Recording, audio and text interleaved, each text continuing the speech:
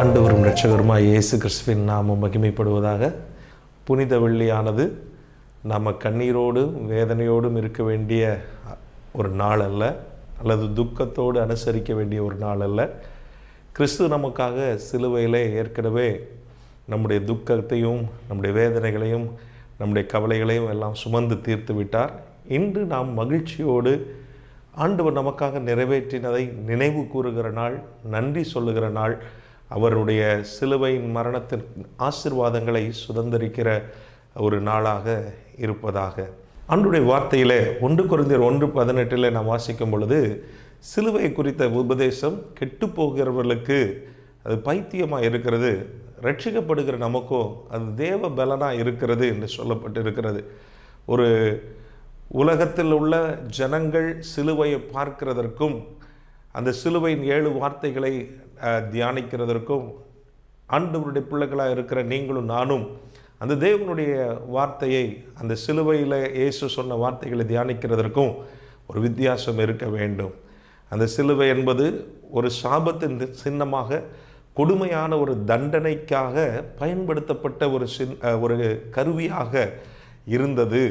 ஆனால் இயேசு அந்த சிலுவையிலே மரித்ததின் மூலமாக இன்றைக்கு அந்த சிலுவை மரணத்தின் மூலமாக இன்றைக்கு ஆபிரகாமின் ஆசீர்வாதங்களை நீங்களும் நானும் சுதந்திரித்து கொள்ளும்படியான ஒரு வழி உண்டாகி இருக்கிறது. இன்றைக்கு அந்த சிலுவையின் மூலமாக நம் அநேக ஆசீர்வாதங்களை பெற்றுக்கொள்ள ஒரு வழி வகுத்து இருக்கிறது. இந்த சிலுவையிலே ஆண்டவராக இயேசு கிறிஸ்து 6 மணி நேரம் அவர் தொங்கிக் கொண்டிருந்தார். அந்த சிலுவையில் அறையப்பட்டதிலிருந்து அவர் மரிக்கும் வரைக்கும் அவர் பேசின வார்த்தைகள் சிலுவையில் இயேசு சொன்ன 7 வார்த்தைகள் என்று சொல்லி ஒவ்வொரு புனித வெள்ளியின் தினத்திலையும் அது தியானிக்கப்பட்டு வருகிறது.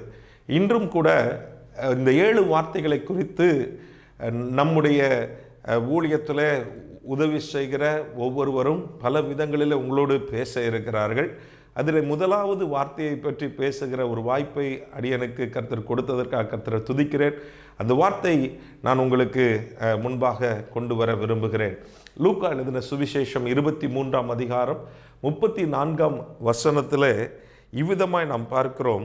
அப்பொழுது இயேசு, பிதாவே இவர்களுக்கு மன்னியும், தாங்கள் செய்கிறது இன்னதென்று அறியாதிருக்கிறார்களே என்றார். இதுதான் ஆண்டவராக இயேசு கிறிஸ்து சிலுவையிலே பேசிய முதலாவது வார்த்தை என்று நாம் வேதத்தில் வாசிக்கிறோம். இந்த வார்த்தையை குறித்து நாம் பார்க்கும் பொழுது, ஆண்டவராக இயேசு கிறிஸ்து தன்னை சிலுவையிலே அறைகிறதற்கு ஒப்பு கொடுத்த அந்த நாட்களில் இருந்த யூத மத போதகர்கள் மற்றும் அங்கே பிரதான ஆசாரியர்கள், பரிசேயர்கள், சதுசேயர்கள், இவர்களை மட்டுமல்ல, அவரை சிலுவையில் அறைகிறதற்கு ஒப்பு கொடுத்த அந்த ரோம அரசாங்க அதிகாரிகள் மற்றும் ரோம போர் சேவகர்கள், இவர்கள் யாவருக்குமாக அவர் அந்த சிலுவையிலே மரித்து கொண்டிருக்கும் போது அவர்கள் மன்னிக்கப்படுவதற்காக மன்றாடி அவர் கேட்கிற ஒரு வார்த்தையாக இது இருக்கிறது. அருமையான சகோதர சகோதரிகளே, சற்று யோசித்து பாருங்கள். ஒரு கொடுமையான ஒரு சூழ்நிலையிலே, கொடுமையான ஒரு தண்டனை செய்யாத குற்றத்துக்காக அனுபவித்து கொண்டிருக்கிற வேளையில் இப்படிப்பட்ட ஒரு வார்த்தையை ஆண்டவராக இயேசு ஒருவராலே மட்டும்தான் சொல்லி இருக்க முடியும். அவருடைய வாழ்வு முழுவதுமே நாம் பார்க்கும் பொழுது அவருடைய வாழ்க்கையை ஒரே வார்த்தையில் நாம் சுருக்கி சொல்ல வேண்டுமானால் அது மற்றவர்கள் என்று சொல்லலாம், அதர்ஸ் அப்படின்னு சொல்லலாம். ஏனென்றால் அவருடைய வந்ததன் நோக்கமே ஒவ்வொரு மனிதர்களையும் ரட்சிக்கும்படியாக தான் அவர் இந்த பூமிக்கு வந்தார். ஒவ்வொரு மனிதனையும் பாவத்திலிருந்து சாபத்திலிருந்து விடுதலையாக்கும்படியாக தான் இயேசு வந்தார். அவர் வந்து இந்த பூமியிலே வாழ்ந்த நாட்களிலே கூட அவர் அநேக வியாதியஸ்தர்கள், அநேக பிசாசு பிடித்தவர்கள், அநேக தேவையோடு உள்ள மக்களுக்கு அவர் அற்புதங்களை செய்தார், அதிசயங்களை செய்தார். அவருடைய தேவைகளை அவர் சந்திக்கும்படியான வழிகளை அவர்களுக்கு உண்டாக்கி தந்தார். அவர் நன்மை செய்கிறவராகவே சுற்றி திரிந்தார் என்று சொல்லி வேதத்தில் நாம் வாசிக்கிறோம். அப்போ சிலுவையிலே அவர் மரண தண்டனைக்கு ஏதுவான ஒரு நிலைமையில் அவர் எல்லாருடைய பாவங்களை சுமந்து அவர் நம்முடைய பாவங்களுக்கு பரிகாரமாக மரித்து கொண்டிருக்கிற அந்த நேரத்தில் கூட அவருடைய எண்ணத்தில் இருந்ததெல்லாம் மற்றவர்களை பற்றிய ஒரு கரிசனையும், மற்றவர்களை பற்றிய ஒரு கம்பேஷன், ஒரு மனது உருக்க உள்ள ஒரு எண்ணமும் தான். அதனால தான் பிதாவே இவர்களுக்கு மன்னியும், தாங்கள் செய்கிறது இன்னதென்று அறியாது இருக்கிறார்களே என்று சொல்லி அவர்களுடைய மன்னிப்புக்காக அவர் மன்றாடுகிறதை நாம் பார்க்கிறோம். இன்றைக்கு ஒருவேளை நாம் நன்றாக இருக்கும்போது மற்றவர்களை பற்றி நாம் நினைக்க முடியும்.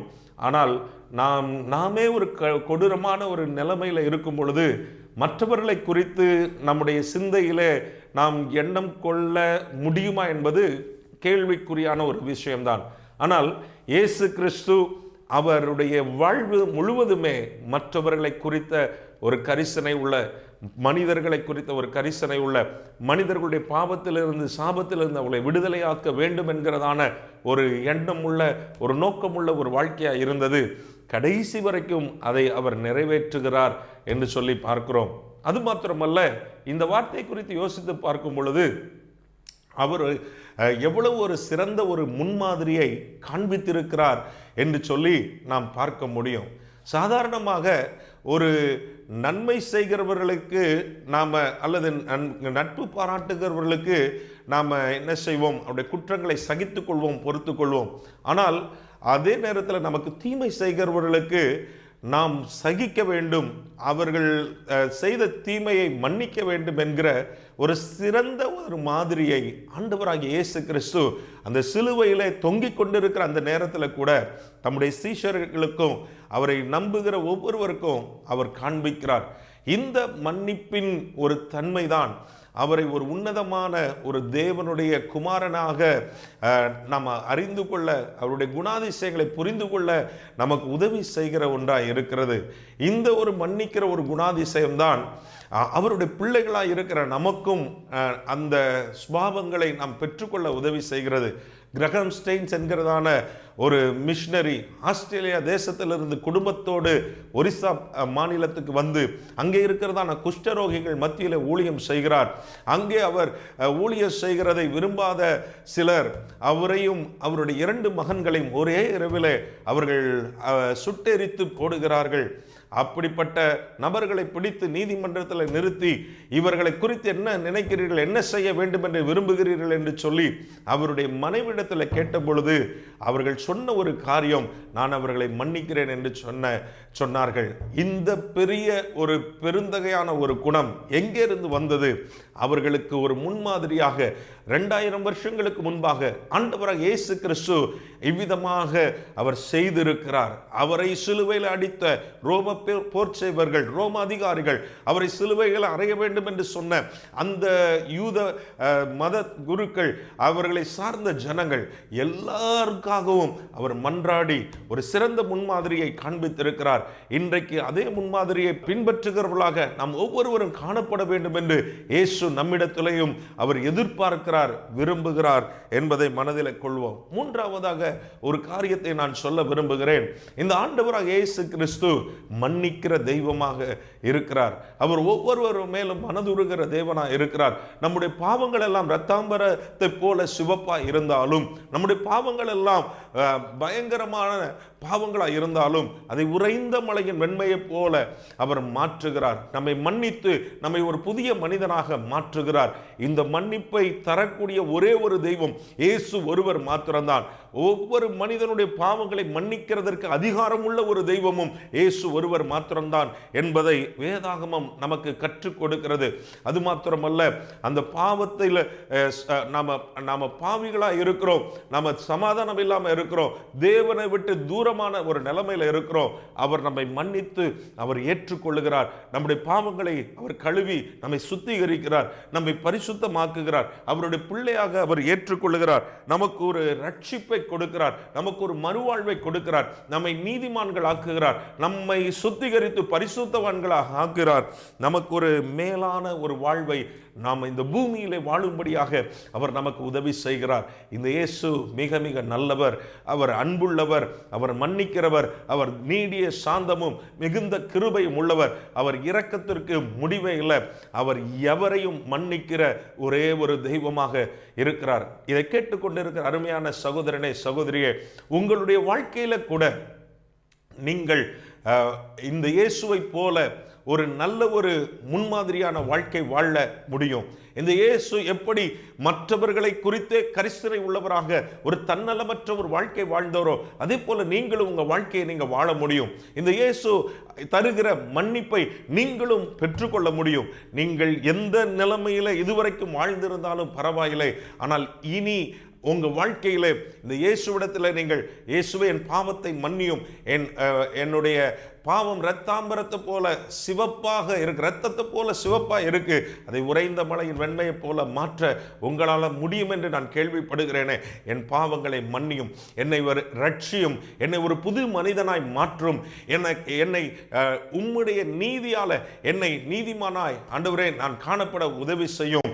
உம்முடைய சித்தத்துக்கு ஏற்ற விதமாய் என் வாழ்க்கையை பரிசுத்தமாய் வாழ எனக்கு உதவி செய்யும். அந்த பரலோக ராஜ்யத்தில் நானும் பங்கடைய எனக்கு உதவி செய்யும் என்று சொல்லி நீங்கள் கேட்பீர்களானால் நிச்சயமாக இயேசு உங்கள் பாவத்தை மன்னிப்பார், உங்கள் வாழ்க்கையில் இருக்கிற சாபங்களை போக்குவார், உங்க வாழ்க்கையில் இருக்கிற தரித்திரங்களை மாற்றுவார், உங்க வியாதிகளை சுகமாக்குவார், ஒரு புதிய மனிதனாக ஒரு புதிய துவக்கத்தை உங்களுக்கு தருவார், உங்களை நீதிமானாய் அவர் மாற்றுவார்.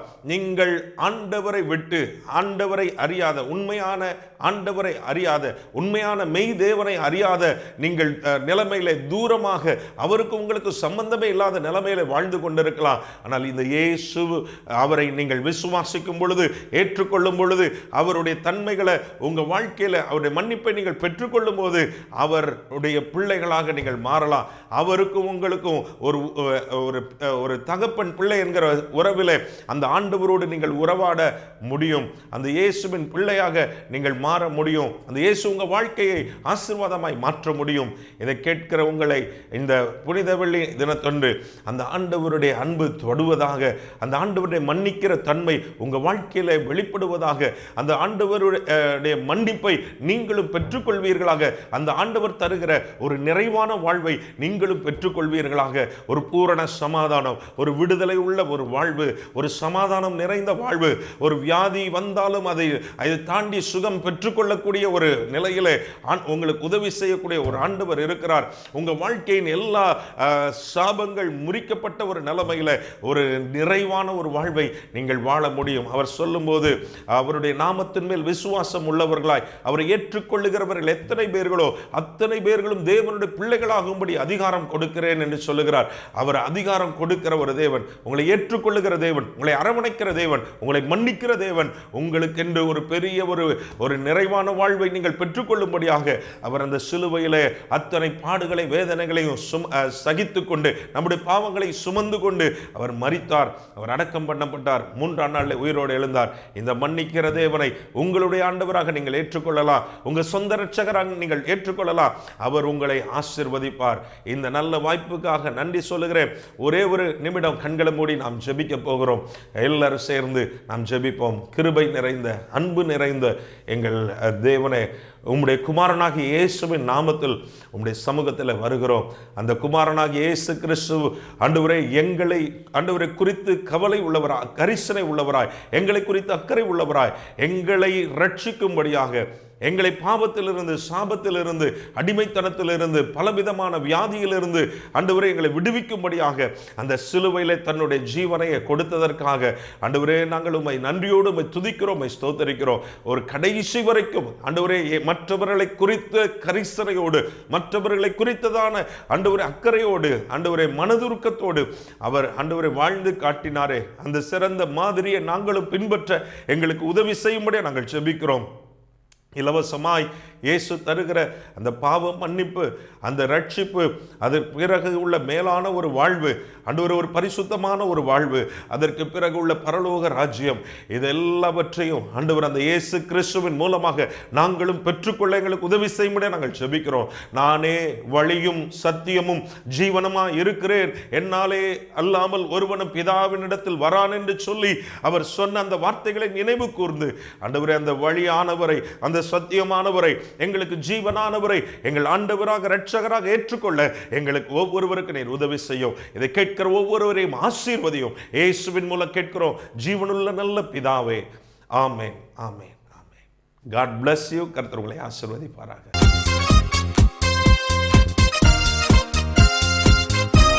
கர்த்தருக்கு ஸ்தோத்திரம். கர்த்தராகிய இயேசு கிறிஸ்து சிலுவையில் சொன்ன 7 பொன்னான மொழிகள்.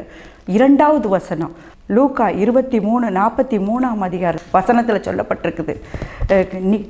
அவனை நோக்கி இயேசு, நீ என்னுடனே கூட பரதேசியில் இருப்பாய் என்று இயேசு கூறினார். இந்த வசனத்தை தான் நாம் இங்கு சிந்திக்க போகிறோம். கர்த்தராகிய இயேசு கிறிஸ்துவை கபாலஸ்தலம் என்னும் இடத்திலே கொண்டு போய் கரம் கால்களிலே ஆணிகள் அடித்தார்கள். அவருடைய தலையிலே முட்கிரீடம் சூட்டினார்கள். எதற்காக? நம்மை மீட்பதற்காக. இந்த லூக்கா 23:43 வசனத்தில் முக்கியமாக அதனுடைய பொருள் என்னன்னா, கர்த்தராகிய இயேசு கிறிஸ்து நம்மை மீட்பவர், நம்மை ரட்சிப்பவர். இதனுடைய சுருக்கமானதை ரட்சிப்பவர் என்றுதான் சொல்ல வேண்டும். அவரை தலைக்கு மேலாக அவர் யூதருடைய ராஜா என்று எழுதி மேலே எழுதி வைத்தார்கள். இதை பார்த்த அது மட்டுமல்ல, 2 புறமும் 2 கள்ளர்களை சிலுவையில் அறைய வைத்து, அவர்கள் ஏற்கனவே பாவம் செய்தவர்கள், பாவம் செய்த அந்த கள்ளர்களை அவர்களுடைய தண்டனையாக 2 பக்கமும் அவர்கள் செய்த பாவத்திற்காக அவர்கள் தண்டனைக்காக சிலுவையிலே அறைந்தார்கள் 2 பக்கமும். அதில் இந்த யூதருடைய ராஜா என்று எழுதப்பட்டிருந்த வார்த்தையை அந்த ஒரு பக்கம் உள்ள கள்ளன் பார்த்து, நீ யூதருடைய ராஜாவென்றால் உன்னையும் ரட்சித்து எங்களையும் ரட்சித்துக்கொள் என்று அவன் கூறினான். இதை பார்த்த 2வது அடுத்த பக்கம் உள்ள அந்த கல்வன், நீ இவ்வாறு கூறுகிறாயே, நாமோ நியாயப்படி தண்டிக்கப்படுகிறோம், நாம் செய்த குற்றத்துக்காக, நாம் செய்த பாவத்துக்காக சிலுவையில் நம்மை அடித்திருக்கிறார்கள். ஆனால் இவரோ ஒரு குற்றமும் அறியாதவர், இவர் பரிசுத்தமானவர், அவர் நீதிபதி, அவர் நியாயாதிபதி, அப்படிப்பட்ட நீ அவரை இவ்வாறு கூறுவது தவறு என்று சொல்லி இயேசு கிறிஸ்துவை அவரை பற்றி புகழ்ந்து கூறுகிறார். இதை பார்த்த இயேசு கிறிஸ்து அதாவது லூக்கா 23:42 அவன் அவ்வாறு கூறுகிறான், 2வது கல்வன். இதை பார்த்த இயேசு கிறிஸ்து அவனை நோக்கி, அந்த 2வது கல்லனை நோக்கி, உம்முடைய ராஜ்யத்தில் இருக்கும்போது அடியேனை நினைத்தருளும் என்று கூறுகிறான். 23:42 அதுக்கு கூட பரதேசியில் இருப்பாய் என்று அவனை பார்த்து கூறுகிறார். ஆறுதல் வசனம் கொடுக்கிறார். அவருக்கு வாக்கு கொடுக்கிறார், நீ என்னோடு கூட பரதேசியில் இருப்பாய். அவனுடைய பாவத்தை தேவன் மன்னித்து விட்டார். அந்த கடைசி நேரத்தில் அவன் சாக போகிற சிலுவையில் சாக போகும் தருவாயில் அவன் இயேசு கிறிஸ்துவை ஏற்றுக்கொண்டான். அதனால் அவனுக்கு பரதேசி வாழ்வை கர்த்தர் கொடுத்தார். 23:43 முக்கியமாக அதனுடைய பொருளை, அவர் நம்மை மீட்க வந்தவர், அவர் நம்மை ரட்சிக்க வந்தவர். அதனால்தான் நாம் அந்த கடைசி அந்த 2வது திருடன் எப்படி அந்த லாஸ்ட் நேரத்தில், கடைசி நேரத்தில் அவன் என்ன செஞ்சான்? இயேசுவை ஏற்றுக்கொண்டான். அவனுக்கு பரலோக ராஜ்யம் கிடைத்தது. இந்த கடைசி காலத்தில் நாம் வசிக்கிறோம். கடைசி காலம் கடைசி காலம்னு என்ன சொல்கிறோம்? கடைசி தருணம். அவருடைய வருகை சமீபமாக இருக்கிறது. அது நம்ம பூமியில் நடக்கிற, இந்த உலகத்தில் நடக்கிறத பார்த்தாலே நமக்கு தெரியும். ஏன்னா எங்கே பார்த்தாலும் பூமி எதிர்ச்சி, எங்கே பார்த்தாலும் நிலநடுக்கம், எங்கே பார்த்தாலும் கொள்ளை நோய்கள் பரவி கொண்டு வருகிறது. பஞ்சம், இலங்கையில் பஞ்சம், பாகிஸ்தானில் பஞ்சம், நல்ல வசதியான நாடுகள், அமெரிக்கா போன்ற நாடுகள்லாம் வங்கிகள் திவாலாகி கொண்டு இருக்கிறது. இதையெல்லாம் பார்க்கும் பொழுது என்ன தோணுதுன்னா, கர்த்தருடைய வருகை மிக மிக சமீபமாக இருக்குது. அந்த நேரத்தில் நம்மளுடைய உள்ளத்தை இதை கேட்டுக்கொண்டு இருக்கிற தேவனுடைய பிள்ளைகளை, யார் உங்களுடைய இருதயத்தை இயேசு கிறிஸ்துவுக்கு இதுவரை கொடுக்காமல் இருக்கிறீங்களோ, நிச்சயம் அவரை நீங்கள் சொன்னால் போதும், ஆண்டவரே நீங்கள் என்ன ஏற்றுக்கொள்ளுங்க ஆண்டவரே, எனக்காக ரத்த சிந்தனைங்க ஆண்டவரே, எனக்காக எல்லாம் எனக்காக அந்த திருடனை ரட்சித்தீங்களே கடைசி நேரத்தில், அதுபோல் என்னையும் ரட்சிங்க என்று நாம் அவருடைய பாதத்தில் விழுந்து மன்னிப்பு கேட்கும்போது, பாவங்களுக்காக மன்னிப்பு கேட்கும், அவர் நம்மளை ரட்சிப்பார், அவர் நம்மளை ஏற்றுக்கொள்வார். அவர் நம் பாவங்களுக்காக மரித்தார், நம் அக்கிரமங்களுக்காக மரித்தார் என்று வேதவசனம் சொல்கிறது. இந்த கடைசி காலத்தில் அவரை நாம் ஏற்றுக்கொள்வோம், நாம் ரட்சிக்கப்பட்டு அவருடைய சுதந்திரத்தை, அவருடைய சொந்த பிள்ளையாக மாறுவோம்.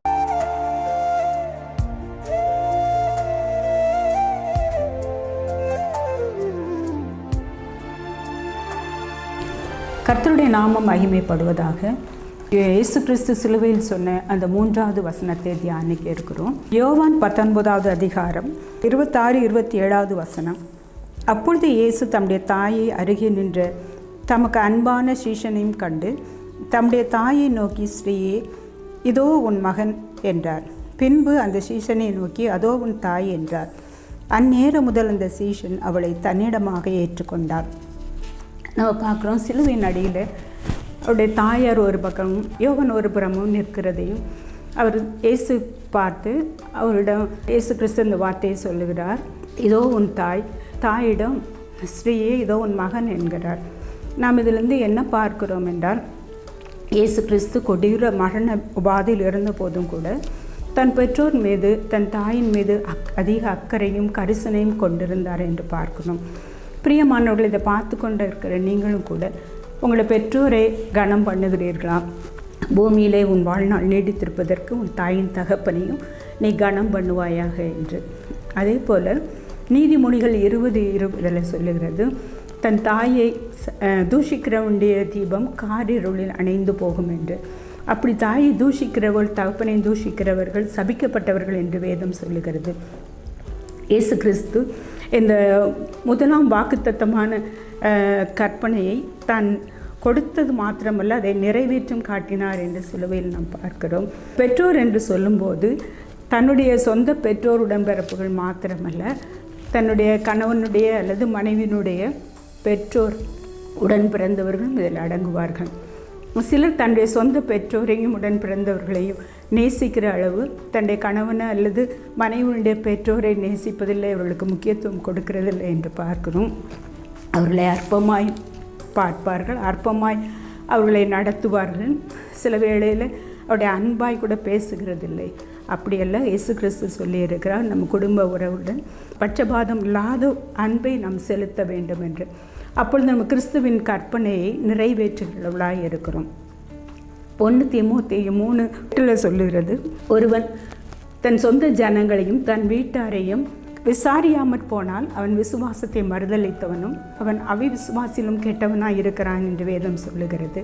இன்றைக்கு ஊழியம் முக்கியம்தான், ஆனால் அநேக ஊழியர்கள் தன் குடும்பத்தில் கூட அக்கறை காட்டுவதில்லை என்று பார்க்கிறோம். நானும் என் வீட்டாருமோ என்றால் கர்த்தரையே சேவிப்போம், நான் மட்டும் கர்த்தரை சேவிப்பேன், அவருடைய சித்தம் செய்வேன் என்று இயேசு சொல்லவில்லை. தன்னுடைய குடும்பத்தையும் அவர் நேசித்தார், அன்புடனும் அக்கறையுடனும் தன் குடும்பத்திற்கு செய்ய வேண்டிய பொறுப்பை செய்தார் என்று பார்க்கிறோம். அந்த கட்டளையை கொடுத்தவர் அவர்தான், அதை நிறைவேற்றி முடித்து மாதிரியாய் வாழ்ந்து காட்டினார் என்பதையும் நாம் பார்க்கிறோம். இதை பார்க்கிற நீங்களும் கூட ஒருவேளை உன் தாய் தகப்பனை வயதான காலத்தில் கண்ணீர் விட வைக்காமல், வருத்தப்படுத்த வைக்காமல் சற்று யோசித்ததை சரிப்படுத்திக் கொள்வீர்களானால் கர்த்தர் உங்களை ஆசீர்வதிப்பார். அடுத்ததாக நாம் பார்க்கிறோம், இயேசு கிறிஸ்து சிலுவையில் தன் குடும்பத்தின் மீது மட்டுமல்ல, தன்னுடைய தனிப்பட்ட மனுஷனுடைய வாழ்க்கையிலும் கூட அன்பையும் அக்கறையும் காட்டினார் என்று நாம் பார்க்கிறோம்.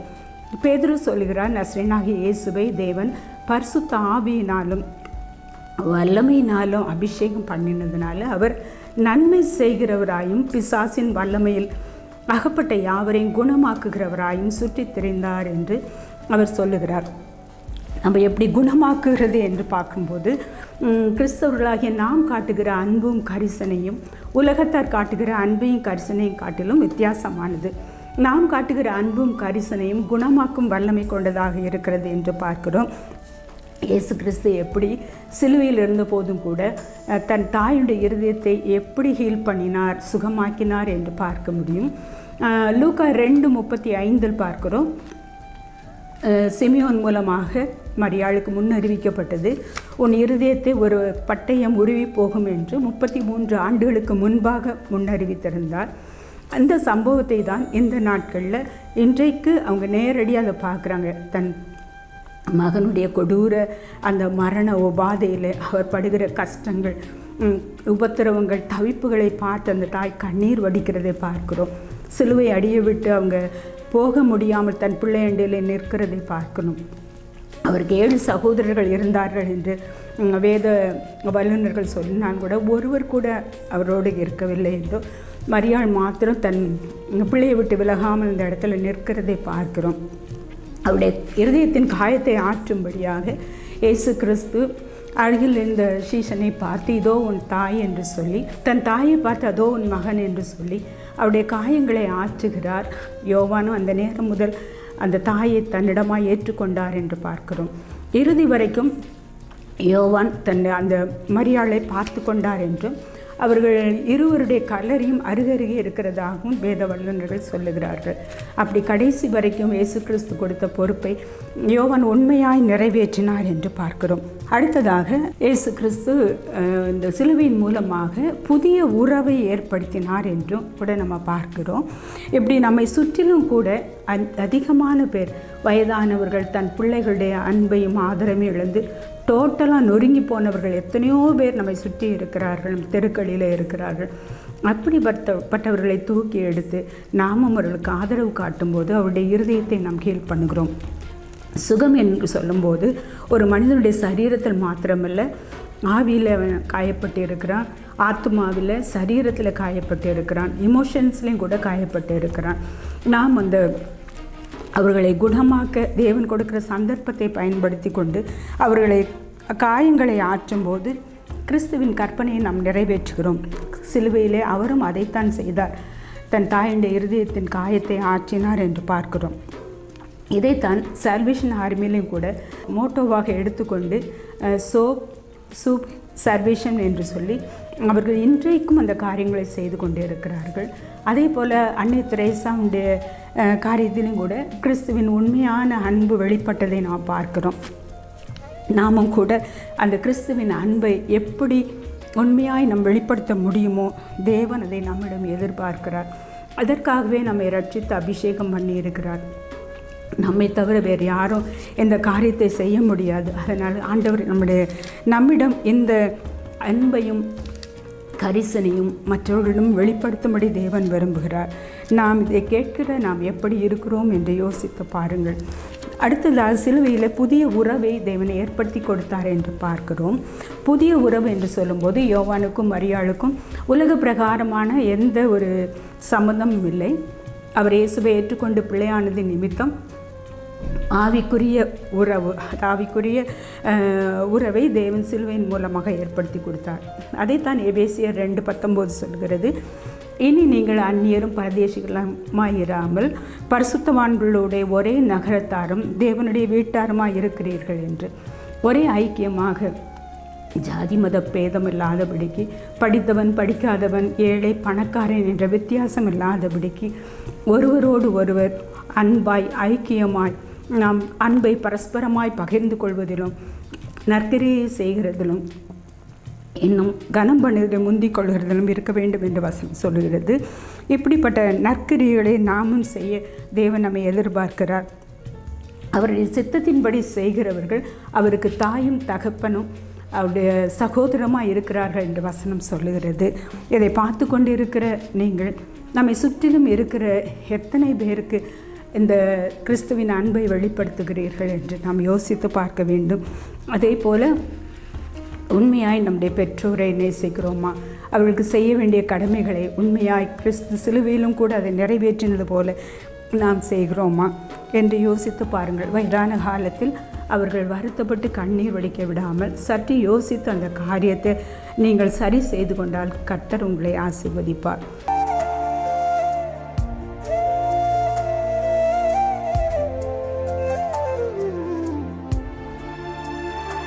இந்த குட் ஃப்ரைடே நாளில் நம்முடைய ஆண்டவராகிய இயேசு கிறிஸ்து சிலுவையில் பேசின 7 வார்த்தைகளில் 4வது வார்த்தையை தியானிக்க இருக்கிறோம். என் தேவனே ஏன் என்னை கைவிட்டீர் என்று இயேசு சிலுவையில் பேசினிருக்காங்க. மெய்யாகவே தேவன் இயேசுவை சிலுவையில் கைவிட்டாரா என்றால் ஆமாம், அவர் மெய்யாகவே சிலுவையில் இயேசுவை கைவிட்டார். இந்த வசனம் ஏசாயா 53:10 இப்படியாக சொல்லுகிறது. கர்த்தரோ அவரை நொறுக்க சித்தமாகி அவரை பாடுகளுக்கு உட்படுத்தினார். நம்ம நினைக்கிறோம் யூதர்கள் ரோமர்கள் சேர்ந்து தான் இயேசுவை சிலுவையில் அரைஞ்சாங்க, அவங்கள ஆண்டவரை இவ்வளோ பாடுகளுக்கு உட்படுத்தினாங்க அப்படின்னு நினைக்கிறோம். அப்படி இல்லை, தேவனே அவரை நொறுக்க சித்தமானார், தேவனே அவரை பாடுகளுக்கு உட்படுத்தினார் என்று வசனம் சொல்லுகிறது. ஏன் தேவன் அவரை நொறுக்க சித்தமானார், ஏன் தேவன் அவரை பாடுகளுக்கு உட்படுத்தினார் என்று அதே அதிகாரத்தில் மேலே இருக்க 4ஆம் 5ஆம் வசனம் நமக்கு தெளிவாக சொல்கிறது. ஏசாயா 53:4-5 இப்படியாக சொல்கிறது, மெய்யாகவே அவர் நம்முடைய மீறுதல்களின் நிமித்தம் அவர் காயப்பட்டு நம்முடைய அக்கிரமங்களின் நிமித்தம் அவர் நொறுக்கப்பட்டார். நமக்கு சமாதானத்தை உண்டு பண்ணும் ஆக்கினை தீர்ப்பு அவர் மேல் வந்தது. நமக்கு சமாதானத்தை உண்டு பண்ணும் ஆக்கினை தீர்ப்பு நம்மோட மீறுதல் நிமித்தம், நம்மோட அக்கிரமத்தின் நிமித்தம் தான் அவர் சிலுவையில் தண்டிக்கப்பட்டார். சிலுவையில் இயேசு உங்களுடைய பாவத்தையும் என்னுடைய பாவத்தையும் சுமந்தார் என்று வசனம் சொல்கிறது. தேவன் பாவத்தை பாராத சுத்த கண்ணர். அவர் பாவத்தை பார்க்கிறவர் இல்லை, அவர் பரிசுத்தர். தேவன் சிலுவையில் இயேசு பாவமானது நிமித்தம் தேவன் அவரை கைவிட்டார். அதனால தான் ஏசப்பா சொல்கிறாங்க, என் தேவனே என் தேவனே ஏன் என்னை கைவிட்டீர். அப்போ நம்ம கேட்கலாம், இயேசு கிறிஸ்து பாவம் செய்தாரா என்றால் இல்லை, அவர் பாவம் செய்யவே இல்லை. அவரிடத்தில் பாவம் இல்லை, அவர் பாவம் அறியாதவர், அவர் பாவம் செய்யவில்லை என்று வசனம் சொல்கிறது. ஆனால் சிலுவையில் நம் நிமித்தம், உங்கள் நிமித்தமாகவும் என் நிமித்தமாகவும் இந்த மனித குலத்தின் பாவத்தின் நிமித்தமாக சிலுவையில் இயேசு பாவமானார். உங்களுக்காக எனக்காக நாம் தேவனை விட்டு பிரிய வேண்டிய இடத்தில் இயேசு சிலுவையில் உங்களுக்காகவும் எனக்காகவும் தேவனை விட்டு பிரிக்கப்பட்டார். அந்த 4 சுவிசேஷ புஸ்தகத்திலையும் நம்ம பார்க்குறோம், இயேசு கிறிஸ்து எப்போ ஜெபிக்கும் போதுனாலும் அவர் அப்பா பிதா, தேவனுக்கும் அவருக்கும் உண்டான உறவு ஒரு அப்பா பிள்ளை என்ற உறவு. ஆனால் இந்த இடத்துல நம்ம பார்க்கும்போது என் தேவனே என் தேவனே என ஆண்டவர் கூப்பிடுறாங்க. அந்த இடத்துல பிதா அவரை கைவிட்டார். ஏன்னா மனுக்குலம் செய்த பாவத்து நிமித்தம், ஆதாம் ஏவாள் செய்த பாவத்து நிமித்தம் தேவனுக்கும் மனிதனுக்கும் உள்ள நல்ல உறவு அந்த இடத்துல துண்டிக்கப்பட்டது. தேவன் நினைத்திருக்கலாம், சரி மனிதன் பாவம் செய்து விட்டான், அவனை அப்படியே விட்டு விடலாம் என்று. அப்படி நினைக்கல. ஆண்டவர் மனுஷனை தேவ சாயலாக உண்டாக்கினார். அவருடைய ரூபத்தின்படி, அவருடைய சாயலின்படி நம்மளை உண்டாக்கினது நிமித்தம் அவர் மனுஷன் மேலே மிகுந்த அன்புள்ளவர், நம்ம மேலே ரொம்ப மிகுந்த அன்புள்ளவர். எபேசியர் 2:4 இப்படியாக சொல்கிறது, தேவனோ இரக்கத்தில் ஐஸ்வர்யம் உள்ளவராய் நம்மள் அன்பு கூர்ந்து தம்முடைய மிகுந்த அன்பினால், அவருடைய மிகுந்த அன்பினால், அவர் இரக்கத்தில் ஐஸ்வர்யம் உள்ளவர், அவருடைய மிகுந்த அன்புனால உங்களையும் என்னையும் நேசித்ததுனால, மனுஷனை நேசித்ததுனால அவர் தன்னுடைய சொந்த குமாரனை அனுப்புகிறாரு. அந்த பாவத்திலேருந்து அவனை மீட்டு எடுக்கும்படியாக, திருப்பி பழைய உறவை அவனுக்கு கொடுக்கும்படியாக தேவன் தம்முடைய சொந்த குமாரனை, ஒரே பேரான குமாரனை, அவருடைய செல்ல குமாரனை சிலுவையில் அந்த பாடுகளை அனுமதித்தார் தேவன். 1 யோவான் 4:10 இப்படியாக சொல்கிறது, அவர் நம்மிடத்தில் அன்பு கூர்ந்து நம்முடைய பாவங்களை நிவர்த்தி செய்கிற கிருபாதார பலியாக தம்முடைய குமாரனை அனுப்பினதினாலே அன்பு உண்டாயிருக்கிறது. அவர் உங்கள் மேலேயும் என் மேலேயும் வைத்திருக்க அன்பு நிமித்தமாக தான் தன்னுடைய சொந்த குமாரனை அனுப்பியிருக்கிறார். அப்படி வேதவசனம் சொல்கிறது. நாம் செய்த பாவத்து நிமித்தம் நம்மை திருப்பி மீட்டு கொள்ளும்படியாக, நாம் தேவனோடு இணைக்கும்படியாக தான் இயேசு கிறிஸ்து கல்வாரி சிலுவையிலே அவ்வளவு பாடுகளையும் அனுமதித்தார். இயேசு கிறிஸ்து சிலுவையில் பாடுபடும் முன்பாக வரைக்கும் மனிதனுக்கும் தேவனுக்கும் இடையில ஒரு பிரிவு தான் இருந்தது. ஏன்னா அந்த பாவம் தேவனையும் மனிதனையும் இணைக்க முடியாத ஒரு பிளவாக இருந்தது. இதை அப்போஸ்தலனாகிய பவுல் சொல்லுகிறார் எபேசியர் 2:14, அவரே நம்முடைய சமாதானக்காரனராகி இரு திறத்தாரையும் ஒன்றாக்கி பகையாக நின்ற பிரிவினையாக நடுச்சுவரை தகர்த்து, நமக்கும் தேவனுக்கும் நடுவில் இருந்த ஒரு சுவரை இயேசு கிறிஸ்து கல்வாரி சிலுவையில் தகர்த்தெறிந்தார். இதைதான் சமாதானத்தை, இந்த சமாதான செய்தியை தான் சுவிசேஷமாக அறிவிக்க இயேசு கிறிஸ்து இந்த பூமிக்கு வந்தார். உங்களையும் என்னையும் பிதாவினிடத்தில் சேரும் ஸ்லாக்கியத்தை நாம் இயேசு கிறிஸ்துவின் மூலமாக பெற்றிருக்கிறோம். அவருடைய சிலுவையில் அவர் சிந்தின இரத்தத்தினாலே, அவருடைய பாடுகளின் நிமித்தம் அவர் தன்னுடைய ஜீவனை கொடுத்து நம்மளை மீட்டு எடுத்திருக்கிறார். நாம் தேவனோடு இணையும்படியாக இயேசு கிறிஸ்து கல்வாரியிலே தேவனிடத்திலிருந்து பிரிக்கப்பட்டார். சங்கீதம் 22:1, பல வருஷங்களுக்கு முன்பாகவே இயேசு கிறிஸ்து சிலுவையில் அறையப்படுறதுக்கு பல வருஷத்துக்கு முன்பாகவே தீர்க்க தரிசனமாக வசனம் எழுதப்பட்டிருக்கிறது. என் தேவனே என் தேவனே ஏன் என்னை கைவிட்டீர், எனக்கு உதவி செய்யாமலும் நான் கதறி சொல்லும் வார்த்தைகளை கேளாமலும் ஏன் தூரமாய் இருக்கிறீர். இப்படியாக வசனம் சொல்லுது. நாம் நினைக்கிறோம், நம்ம சில நேரங்களில் நம்ம நினைக்கிறோம், சில சூழ்நிலைகளில் தேவன் நம்மளை கைவிட்டாரா, அப்படின்னு நினைக்கிற நேரத்தில் நீங்கள் சிலுவையை நோக்கி பாருங்கள். தேவன் மெய்யாகவே சிலுவையில் இயேசு கிறிஸ்துவை கைவிட்டார் என்றால் இன்று அவர் உங்களையும் என்னையும் கைவிட முடியாது. அவர் கைவிட மாட்டார். அவர் உங்களை கைவிடுவதும் இல்லை, உங்களை விட்டு விலகுவதும் இல்லை. ஏன்னா அவர் ஒரு தடவை உடன்படிக்கை பண்ணிட்டாரா, அந்த உடன்படிக்கை அவர் மாறாத தேவன். அவர் சொன்ன வார்த்தையில் அவர் தவறாமல் இருப்பார். அன்று தேவன் இயேசுவுக்கு உதவி செய்யவில்லை. இயேசு கிறிஸ்து அவ்வளோ பாடுகளையும் அனுபவித்தார், அவ்வளோ கஷ்டங்களை அனுபவித்தார். அன்று தேவன் அவருக்கு உதவி செய்யவில்லை. ஏனென்றால் இன்று உங்களுக்கும் எனக்கும் அவர் உதவி செய்யும்படியாக அன்று இயேசு கிறிஸ்துவை அவர் கைவிட்டார், அவருக்கு உதவி செய்யவில்லை. இன்னைக்கு கர்த்தர் உங்களுக்கு சகாயராக இருக்கிறார். உங்களுடைய எல்லா தேவைகளுக்கையும் அவர் சந்திக்க அவர் போதுமானவராக இருக்கிறார். அதே வசனத்தில் சொல்லுது, நான் கதறி சொல்லும் வார்த்தைகளை கேளாமலும். இயேசு கிறிஸ்து அன்னைக்கு கதறி கூப்பிட்ட ஒரு வார்த்தைக்கு கூட தேவன் பதில் அளிக்கவில்லை. சிலுவையில் அவர் பதில் அளிக்கவில்லை. ஏனால் சிலுவையில் இயேசு கிறிஸ்து பாவமானார். பாவமே அறியாத அவர் உங்களுக்காகவும் எனக்காகவும் பாவமானார். நம்முடைய பாவத்தின் நிமித்தம், நம்முடைய அக்கிரமத்தின் நிமித்தம் நமக்கு சமாதானத்தை உண்டு பண்ணும் ஆக்கினை தீர்ப்பை அவர் சிலுவையில் எடுத்துக்கொண்டார். நம் நிமித்தம் அவருடைய ஜெபத்திற்கு தேவன் அன்று பதில் கொடுக்கவில்லை. அதனால் நாம் இன்னைக்கு தைரியமா இருக்கலாம். ஏன்னா சிலுவையிலே கிறிஸ்து உங்களுக்காக ஒரு மீட்பை உண்டு பண்ணியிருக்கிறார். அவருடைய ரத்தம் சிந்தி உங்களுக்கு ரட்சிப்பை உண்டு பண்ணியிருக்கிறார். அதனால் நீங்கள் தைரியமாக இருக்கலாம். உங்கள் ஜெபத்தை கர்த்தர் கேட்டுக்கொண்டிருக்கிறார். உங்கள் ஜெபத்திற்கு கர்த்தர் பதில் தருகிறார். உங்களோட பெருமூச்சை கூட கர்த்தர் கேட்கிறார். அதே வசனத்தில் எப்படியாக சொல்கிறது, ஏன் தூரமாக இருக்கிறீர் அப்படி சொல்கிறாங்க ஏசப்பா. ஏன் தூரமாக இருக்கிறீர்? நீங்கள் இன்றைக்கி அப்படி கேட்கணும்னு அவசியமே இல்லை. கர்த்தர் உங்களை விட்டு தூரமாகவே இல்லை.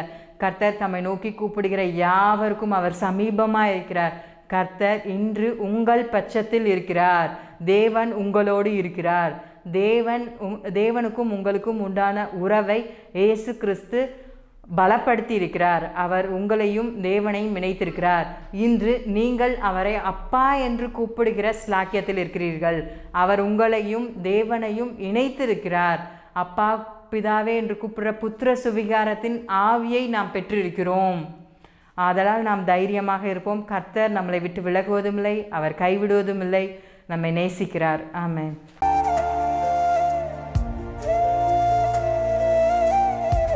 இன்றைக்கு நாம் பார்க்க போகிற காரியம் என்ன? இயேசு தாகமாக இருக்கிறேன் என்று எதை குறித்து சொன்னார்? அவர் ஆத்தும தாகத்தை குறித்தே பேசுகிறார். ஆத்தும தாகத்தை குறித்து நாம் 6 இடங்களில் வேதத்தில் பார்க்க முடியும். சங்கீதம் 42:2, என் ஆத்துமா ஜீவனுள்ள தேவன் மேல் தாகமாக இருக்கிறது. அதேபோல் சங்கீதம் 63:1 வாசிக்கும்போது என் ஆத்துமா உம்மேல் தாகமாக இருக்கிறது. யோவான் 6:35 வாசிக்கும்போது என்னிடத்தில் விசுவாசமாக இருக்கிறவன் இனி தாகம் அடையான். யோவான் 7:37 ஒருவன் தாகமாக இருந்தால் என்னிடத்தில் வந்து பானம் பண்ண கடவன். வெளிப்படுத்தின விசேஷம் 21:5 தாகமாக இருக்கிறவனுக்கு நான் ஜீவ தண்ணீரை இலவசமாக கொடுப்பேன். 2 விதமான தாகத்தை குறித்து நாம் இங்கு பார்க்கிறோம். ஒன்று மாம்ச பிரகாரமான தாகம், 2வது ஆத்தும தாகம். இயேசு தண்ணீரை திராட்சை ரசமாக மாற்றியது அவருக்கு லேசான காரியமாக இருந்தது. கண்மலையை பிளந்து 6 லட்சம் ஜனங்களுக்கு தாகத்தை தீர்த்தார் என்று நாம் வேதத்தில் பார்க்கிறோம். அப்படிப்பட்ட தேவனால் தனக்கு கொடுக்கப்பட்ட அந்த காடியில், கசப்பு கலந்த காடியில் உள்ள நீரை ருசியுள்ளதாய் மாற்றுவதற்கு அவருக்கு லேசான காரியமாக இருந்தது. ஆகிலும் அவருடைய தாகம் அதுவல்ல, அவருடைய தாகம் ஆத்தும தாகமாக இருந்தது. இங்கு 3 காரியங்களை பார்க்கிறோம். எல்லாம் முடிந்தது என்பதை அறிந்தவராய், வேத வாக்கியம் நிறைவேறத்தக்கதாய், 3வது முடிந்தது என்று சொல்லி அவர் தாகமாக இருக்கிறேன் என்று சொன்னார். இப்பொழுது நாம் மறுபடியும் யோவான் 19:28 வாசிப்போம். அதன் பின்பு எல்லாம் முடிந்தது என்று இயேசு அறிந்து வேத வாக்கியம் நிறைவேறத்தக்கதாய் தாகமாய் இருக்கிறேன் என்றார். அதாவது வேத வாக்கியம் நிறைவேறத்தக்கதாக எல்லாவற்றையும் செய்து முடித்தார் என்று பார்க்கிறோம். தாகமாய் இருக்கிறேன் என்று அப்பொழுதுதான் சொன்னார். சங்கீதம் 22 முழுவதும் நீங்கள் வாசித்தீர்களானால் தாகத்தை குறித்தே நாம் வாசிக்க முடியும். இந்த வசனங்கள் எல்லாம் தேவனுடைய தாகத்தை குறித்தே வெளிப்படுத்துகிறது. சரி, நான் உங்களிடத்தில் கேட்கிறேன், நீங்கள் எப்படிப்பட்ட தாகத்தை உடையவர்களாக இருக்கிறீர்கள்? நாம் எல்லாருக்கும் ஏதாவது ஒரு தாகம் இருக்கும். சிலருக்கு நான் ஒரு கம்பெனியில் நல்ல மேனேஜராய் மாறிவிட வேண்டும், சிலருக்கு நான் ஒரு கம்பெனியை வைத்து விட வேண்டும், சிலருக்கு நான் ஒரு வீடு கட்டிவிட வேண்டும், சிலருக்கு நான் ஒரு நல்ல கார் வாங்கிவிட வேண்டும், அல்லது அதை சாதித்து விட வேண்டும், இதை சாதித்து விட வேண்டும் என்று இப்படிப்பட்ட உலக பிரகாரமான தாகத்தை உடையவர்களாக இருப்பார்கள். இந்த தாகங்கள் அவர்களுக்கு அவர்களுடைய நோக்கத்திற்கு நேராய் உந்தி தள்ளுவதை நாம் பார்க்கிறோம். இப்பொழுது நீங்கள் எப்படிப்பட்ட தாகம் உள்ளவர்களாக இருக்கிறீர்கள்? ஆவிக்குரியவர்களாகிய நீங்கள் உலக பிரகாரமான தாகத்தை உடையவர்களாக இருக்கிறீர்களா? அல்லது தேவன் எதற்காக நம்மை படைத்தார், அவர் நம்மை அழைத்து வந்ததின் நோக்கம் என்ன, அவருடைய சித்தம் என்ன என்பதை அறிந்தவர்களாய், அவருடைய திட்டத்தை நிறைவேற்றுவர்களாய், அவருடைய தாகத்தை அறிந்தவர்களாய் நாம் செயல்படுகிறோமா என்று இந்த நாளில் நாம் ஆராய்ந்து பார்ப்போமானால் நலமாக இருக்கும். பெரியதாக சாதித்தவர்களெலாம் போய் இப்போ நாம் பார்த்தோம்னா கேட்டு பார்த்திங்கன்னா, எப்படி சாதிச்சிங்கன்னா தூக்கம் இருக்காது, சாப்பிடலை, ப்ரெஷர் அதிகமாக இருக்குது, இப்படியெல்லாம் அவர் ஆதங்கத்தை சொல்வார்களே தவிர அவர்களுக்குள் அந்த திருப்தியோ ஒரு நிறைவோ வரப்போவதில்லை. உங்களுக்கு எதை குறித்த தாகம் ஏக்கம் இருக்கிறது? சங்கீதம் 63:1-2 வாசிக்கும்போது, தேவனே நீர் என்னுடைய தேவன், அதிகாலமே உம்மை தேடுகிறேன், வறண்டதும் விடாய்த்ததும் தண்ணீரற்றதுமான நிலத்திலே என் ஆத்துமா உம்மேல் தாகமாயிருக்கிறது, என் மாம்சமானது உம்மை வாஞ்சிக்கிறது. இப்படியே பரிசுத்த தலத்தில் உம்மை பார்க்க ஆசையாயிருந்து உமது வல்லமையும் உமது மகிமையையும் கண்டேன். இப்படியாக தாவீது தன்னுடைய ஏக்கத்தை வெளிப்படுத்துகிறார். நானும் என்னுடைய சுய வாழ்க்கையில் நான் அனுபவித்த காரியங்களை சொல்வேனானால், உலக பிரகாரமாக நானும் ஓடிக்கொண்டிருந்தேன். வீடு வாங்க வேண்டும், கார் வாங்க வேண்டும், பிள்ளைகளை படிக்க வைக்க வேண்டும், இதை செய்ய வேண்டும், இதை சாதிக்க வேண்டும், நல்ல பேர் வாங்கணும், இப்படியே ஓடிக்கொண்டிருந்தேன். ஆனால் அவைகள் எனக்கு எந்த ஒரு நிறைவையும் தரவில்லை. எனக்குள் அந்த வெறுமை இருந்து கொண்டே தான் இருந்தது. எப்பொழுது நான் கர்த்தராய் இயேசு கிறிஸ்துவின் தாகத்தை அறிந்து உணர்ந்து அதை நோக்கி செல்லும்போது எனக்குள் ஒரு திருப்தி, ஒரு நிறைவு, ஒரு பூரணம் உண்டானதை நான் உணர முடிந்தது. இதற்காக தான் இயேசு சிலுவையிலே நம்முடைய பாவங்களையும் தண்டனைகளையும் ஏற்றுக்கொண்டார்.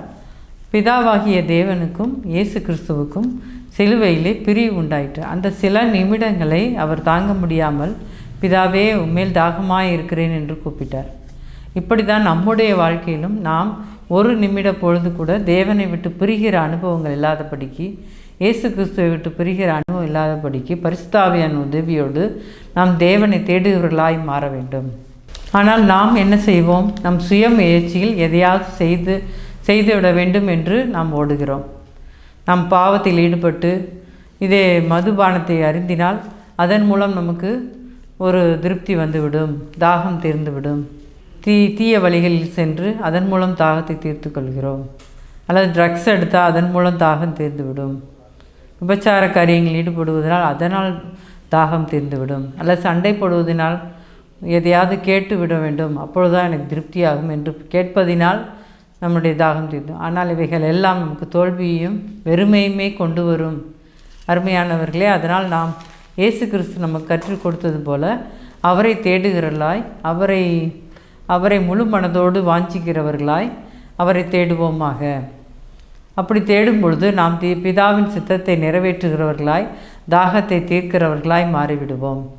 ஒருவன் தாகமாய் இருந்தால் என்னிடத்தில் வந்து பானம் பண்ண கடவன் என்று சொல்லியிருக்கிறாரே.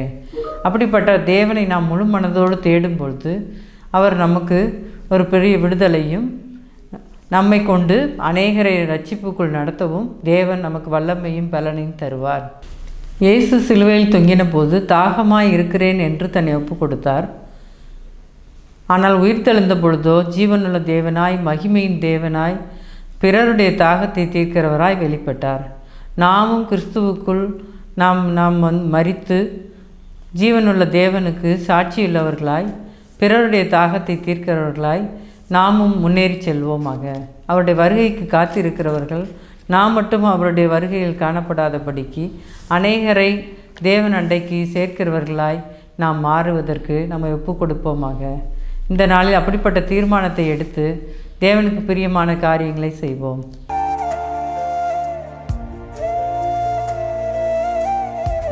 ஆண்டவராகிய இயேசு கிறிஸ்துவின் நாமத்தில் வாழ்த்துக்கள். இந்த புனித வெள்ளி நாளிலும் தேவன் தாம் சிலுவையிலே சொன்ன வார்த்தையை குறித்த ஒரு சிறிய விளக்கத்தை நாம் பார்ப்போம். யோவானுக்கு எழுதின சுவிசேஷம் 19வது அதிகாரம் 30வது வசனத்திலே நாம் இப்படி வாசிக்கிறோம். இயேசு காடியை வாங்கின பின்பு முடிந்தது என்று சொல்லி தலையை சாய்த்து ஆவியை ஒப்பு கொடுத்தார். இயேசு கிறிஸ்து தாவீதின் ஊரிலே சாதாரண மனிதனாக மாட்டுத்தொழுவத்தில் 30 ஆண்டுகளுக்கு முன்பதாக தொடங்கின வாழ்க்கை இப்பொழுது முடிவுக்கு வந்துள்ளது. அப்படியானால் அவர் எதற்காக வந்தார், எந்த பணியை அவர் செய்து முடித்திருக்கிறார் என்று அவர் சொல்லுகிறார். அவர் இந்த உலகத்திற்கு முடிக்க வந்த அந்த பணி என்ன என்று வேதத்தில் பார்க்கிறோம். லூக்கா எழுதின சுவிசேஷம் 4வது அதிகாரம் 18வது வசனம் இப்படி சொல்லுகிறது. கர்த்தருடைய ஆவியானவர் என்மேல் இருக்கிறார், தரித்திரருக்கு சுவிசேஷத்தை பிரசங்கிக்கும்படி என்னை அபிஷேகம் பண்ணினார், இருதயம் நறுங்குண்டவர்களை குணமாக்கவும், சிறைப்பட்டவர்களுக்கு விடுதலையையும், குருடருக்கு பார்வையையும் பிரசித்தப்படுத்தவும், நொறுங்குண்டவர்களை விடுதலையாக்கவும், கர்த்தருடைய அனுக்கிரக வருஷத்தை பிரசித்தப்படுத்தவும் என்னை அனுப்பினார். லூக்கா 4:43 பார்க்கிறோம். அவர் ஒரு இடத்திற்கு மட்டும் அனுப்பப்படவில்லை, எனக்கு இன்னும் மற்ற ஊர்களிலும் நான் ஊழியம் செய்ய வேண்டும் என்று சொல்லி அவர் சொல்லுகிறார். யோவான் 10:10 நாம் வாசிக்கிறோம். அவைகளுக்கு ஜீவன் உண்டாயிருக்கவும் அந்த ஜீவன் பரிபூர்ணப்படவும் வந்தேன் என்று சொல்லியிருக்கிறார். 1 யோவான் 3:8 பார்க்கிறோம். பிசாசின் கிரியைகளை அழிக்கும்படிக்கு தேவகுமாரன் வெளிப்பட்டார் என்று சொல்லப்பட்டிருக்கிறது. லூக்கா 12:49 பார்க்கிறோம். பூமியின் மேல் அக்கினியை போட வந்தேன், அது இப்பொழுதே பற்றி எறிய வேண்டும் என்று விரும்புகிறேன் என்று சொல்லி அவர் கூறுகிறார். யோவானுக்கு எழுதின சுவிசேஷம் 18வது அதிகாரம் 37வது வசனத்திலே நாம் பார்க்கிறோம். சத்தியத்தை பற்றி சாட்சி கொடுக்க வந்தேன் என்று சொல்லுகிறார். இயேசு கிறிஸ்து சிலுவையிலே எல்லாம் முடிந்தது என்று சொன்ன அந்த வார்த்தை ஒரு வெற்றியின் சத்தமாக அது இருக்கிறது. மத்தேயு மார்க்கு சுவிசேஷங்களிலே வாசிக்கிறோம். அவர் மிகுந்த சத்தமாய் எல்லாம் முடிந்தது என்று சொல்லி தன்னுடைய ஆவியையும் தன்னுடைய ஜீவனை அவர் விட்டார் என்று சொல்லப்பட்டிருக்கிறது. ஒரு மனிதன் தான் தோற்று போகும் பொழுது அவன் அழுது கொண்டு முனுகி செல்லுவான். ஆனால் இயேசு கிறிஸ்து அவர் இந்த வேதனையின் மத்தியிலும் ஜெயம் பெற்றவராக, ஜெயதொனியாக, உரத்த சத்தமாக, அந்த வெற்றியின் சத்தம் சிறிய மலையிலிருந்து உண்டானது, உலகமெங்கும் கேட்கும்படியாக இன்றைக்கு மக்களுடைய இருதயத்திலே அது வாழ்வை கொடுத்து கொண்டிருக்கிறது. எல்லாம் முடிந்தது என்று சொல்லும் பொழுது அது எதை காண்பிக்கிறது? பிதாவுக்கு தன்னுடைய வார்த்தையை அவர் நிறைவேற்றி கொடுக்கிறார். பிதாவின் சித்தத்திற்கு, தகப்பனுடைய சித்தத்திற்கு அவர் கீழ்ப்படிந்து முழுவதுமான தன்னுடைய அர்ப்பணிப்பை அவர் காண்பிக்கிறார். இங்கே கீழ்ப்படிதல் நிறைவேறுகிறது. ஒரு சாதனையின் கூக்குரல், ஆனாலும் அது நிறைவேற்றப்பட்ட ஒரு அறிவிப்பாக இருக்கிறது. இந்த பாத்திரம், இந்த சித்தம், இந்த தகப்பனின் விருப்பம் மிகுந்த வலியுடையதும் வேதனையுடையதும், அது தன் கஷ்டங்களாலும் வேதனைகளாலும் நிறைந்த பாத்திரமாக இருந்தாலும் அதையும் ஏற்றுக்கொண்டு வெற்றியோடு கூட அதை செய்து முடித்தவராக எல்லாம் முடிந்தது என்று அவர் சொல்லுகிறார். பிதாவுக்கு சமமாய் இருந்த பொழுதும் அவர் கீழ்ப்படிதலோடு தன்னையே ஒன்றுமில்லாமல் வெறுத்து அடிமையின் ரூபம் எடுத்து மனுஷனாகி சிலுவை மட்டும் தன்னை தாழ்த்தி மரணத்துக்கு அவர் கீழ்ப்படிந்தார். பிலிப்பியர் 2வது அதிகாரம் 7 முதல் 11 வசனங்களில் இப்படி வாசிக்கிறோம். ஆதலால் தேவன் எல்லாவற்றிற்கும் மேலாக அவரை உயர்த்தி இயேசுவின் நாமத்தில் வானோர் பூதலத்தோர் பூமியின் கீழானோருடைய முழங்கால் யாவும் முடங்கும்படிக்கும் பிதாவாகிய தேவனுக்கு மகிமையாக இயேசு கிறிஸ்து கர்த்தர் என்று நாவுகள் யாவும் அறிக்கை பண்ணும்படிக்கு எல்லா நாமத்திற்கும் மேலான நாமத்தை அவருக்கு தந்தருளினார். அவர் கீழ்ப்படிந்து தேவ சித்தத்தை நிறைவேற்றினபடினாலே ஒரு மகிமையின் ஆசீர்வாதத்தை, வேதனையான ஆரம்பமாக இருந்தாலும் அந்த முடிவு சம்பூர்ணமாக நிறைவேறினது. எல்லாம் முடிந்தது என்று சொல்லும் பொழுது அவருடைய கீழ்ப்படிதலின் வாழ்க்கை, அவருடைய தியாகமான வாழ்க்கை, தாழ்மையின் வாழ்க்கை, பாடுகளின் வாழ்க்கை, இவையெல்லாம் இருந்தாலும் ஒரு புதிய சகாப்தத்தை அது ஆரம்பிக்கிறது. இயேசு கிறிஸ்து சிலுவையிலே தாம் சொன்ன அந்த எல்லாம் முடிந்தது என்ற வார்த்தையிலே அநேக காரியங்களை நாம் தெரிந்து கொள்ள வேண்டும். பிரியமானவர்களே, முதலாவதாக ஒரு நோக்கமுள்ள வாழ்க்கையை நாம் வாழ வேண்டும். இயேசு கிறிஸ்து நோக்கத்தோடு வாழ்ந்தார். அவர் நோக்கத்தோடு வாழாமல் இருந்திருந்தால் எல்லாம் முடிந்தது என்ற வார்த்தையை அவர் சொல்லி இருக்க முடியாது. தனக்கு கொடுக்கப்பட்ட பூமிக்குரிய வாழ்க்கை முடிந்தது என்று அவர் சொல்லவில்லை. பிதா தனக்கு கட்டளையிட்டிருந்த அந்த வாழ்க்கை முடிந்தது என்று சொன்னார். ஒருவேளை இன்றைக்கு நோக்கம் கூட எனக்கு தெளிவாக இல்லையே என்று சொல்லி நீங்கள் யோசித்து கொண்டிருக்கலாம். தேவன் உங்களுக்கு தந்திருக்கிற தாளந்துகள், தேவன் உங்களுக்கு தந்திருக்கிற திறமைகள், ஐஸ்வர்யம், இவை எல்லாவற்றையும் கொண்டு தேவனை நீங்கள் கனம் பண்ண முடியும். நமக்கு கொடுக்கப்பட்டதை நாம் எப்படி பயன்படுத்துகிறோம்? பிதாவின் சமூகத்திலே போய் நிற்கும் பொழுது உண்மையுள்ள ஊழியக்காரனே என்று சொல்லுகிற விதத்திலே தேவன் தாமே நம்மை பார்த்து சொல்ல முடியுமா? இன்றைக்கு நாம் அதை யோசித்து பார்க்க வேண்டும். இரண்டாவதாக, குறிக்கோளுடன் அவர் வாழ்ந்தார். இன்றைக்கும் நம் எண்ணங்களிலே அநேக குறிக்கோள்கள் இருக்கலாம். ஆனால் இயேசு கிறிஸ்துவை பாருங்கள், ஒரே குறிக்கோளோடு வந்தார். அந்த குறிக்கோளை அவர் நிறைவேற்றி முடித்தார். நாம் அங்குமிங்கும் அலைந்து திரிந்து குறிக்கோள்களை நிறைவேற்றுவதற்கு நம்முடைய நேரங்களையும் மற்ற எல்லாவற்றையும் வீணாக செலவழித்து கொண்டிருக்கிறோமே தவிர, ஒரே சிந்தையாய் ஒரே குறிக்கோளை நாம் நிறைவேற்றுவதற்கு நம்முடைய எல்லாவற்றையும் நாம் பயன்படுத்துகிறோமா? அம்பு எய்கிறவன் குறியை வைத்து அவன் எய்கிறான். மற்ற காரியங்களுக்கு தன்னுடைய கவனங்களை அவன் கொடுக்க மாட்டான். அதே போல நம்முடைய வாழ்க்கையிலும் சில காரியங்கள் நம்முடைய வாழ்க்கைக்கு உகந்தது போல இருந்தாலும், சிலவற்றிற்கு நாம் முடியாது என்று சொல்ல வேண்டிய சூழ்நிலை இருந்தாலும், தைரியமாக நாம் சொல்லும் பொழுது ஒரே குறிக்கோளை நாம் நிறைவேற்றி முடிக்க முடியும். மூன்றாவதாக, கீழ்ப்படுதலின் வாழ்க்கை. இயேசு கிறிஸ்து அவர் தேவகுமாரனாக இருந்தாலும் இந்த உலகத்திற்கு வரும்படியாக, நம்முடைய பாவங்களுக்கு அவர் மன்னிக்கும்படியாக பிதா தன்னை அனுப்பின பொழுது அதற்கு அவர் கீழ்ப்படிந்தார். பிலிப்பியர் 2:8 வாசிக்கிறோம், மரண பரியந்தம் அவர் தன்னை கீழ்ப்படுத்தினார் என்று சொல்லப்பட்டிருக்கிறது. கீழ்ப்படிதல் என்று சொல்லும் பொழுது சுதந்திரம் இல்லாத ஒரு வாழ்க்கையாக இருக்கலாம், ஆனால் அதன் முடிவு மிகவும் ஆசீர்வாதமானதாக இருக்கும். நான்காவதாக, தேவ நோக்கத்தை நிறைவேற்றுவதற்கு பாடுகளை சந்திக்கவும் நாம் தயாராக இருக்க வேண்டும். பிரியமானவர்களே, இயேசு கிறிஸ்து எல்லாம் முடிந்தது என்று சொல்லும் பொழுது அவர் செய்து முடித்தவராக, நமக்காக எல்லாவற்றையும் செய்து முடித்தவராக, நமக்கு முன்பாக ஒரு கீழ்ப்படுதலின் வாழ்க்கையை, முன்மாதிரியான வாழ்க்கையை அவர் வைத்து சென்றிருக்கிறார். அதையே நாம் பின்பற்றி வாழ வேண்டும். தேவனுடைய நாமம் மகிமைப்படுவதாக. ஆண்டவரும் உலக இரட்சகருமாகிய இயேசு கிறிஸ்துவின் நாமத்தில் உங்கள் அனைவரையும் வாழ்த்தி வரவேற்கிறேன். உலகமெங்கும் கிறிஸ்தவர்கள் இந்த வார நாட்களை ஹோலி வீக், அதாவது புனித வார நாட்களாக அனுசரித்து கொண்டிருக்கிறார்கள். இந்த நாட்களில் இயேசு கல்வாரி சிலுவையில் பட்ட பாடுகளையும் அவருடைய மரணத்தையும் அவருடைய உயிர்த்தெழுதலையும் குறித்து குறிப்பிட்ட நாட்களில் தியானித்து கொண்டிருக்கிற இந்த காலங்களில் இயேசு கல்வாரி சிலுவையில் பேசின 7 வார்த்தைகளை குறித்து தியானித்து கொண்டிருக்கிறோம். அதில் இப்பொழுதும் கூட 7வது வார்த்தையை குறித்து நாம் தியானிப்போம். பரிசுத்த வேதாகமத்தில் எண்களாக குறிப்பிடப்பட்டிருக்கிற அந்த காரியங்கள் எல்லாம் மிகவும் முக்கியத்துவம் வாய்ந்தவை. அதிலும் இந்த 7 என்கிற அந்த நம்பர் அது பரிபூரணத்தை குறிக்கிறது. அந்த 7 என்கிற எண் அதிக இடங்களிலே நாம் பார்க்க முடியும். பிதாவாகிய தேவன் வானத்தையும் பூமியையும் சிருஷ்டித்து 7ஆம் நாளிலே ஓய்ந்திருந்தார் என்று நாம் வேதத்தில் பார்க்கிறோம். அதே போல வெளிப்படுத்தின விசேஷத்தில் நம்ம பார்ப்போம் என்றால் 7 குத்து விளக்குகள், 7 சபைகள், 7 எக்காலம் என்கிற காரியங்களை குறித்து நாம் பார்க்க முடியும். அதனால் இந்த 7 என்கிற எண் நம்முடைய வாழ்க்கையில் மிகவும் முக்கியத்துவம் வாய்ந்ததாக இருக்கிறது. இயேசு கடைசியில் பேசின இந்த 7வது வார்த்தையை லூக்கா தன்னுடைய நற்செய்தியில் இப்படியாக குறிப்பிட்டிருக்கிறார்.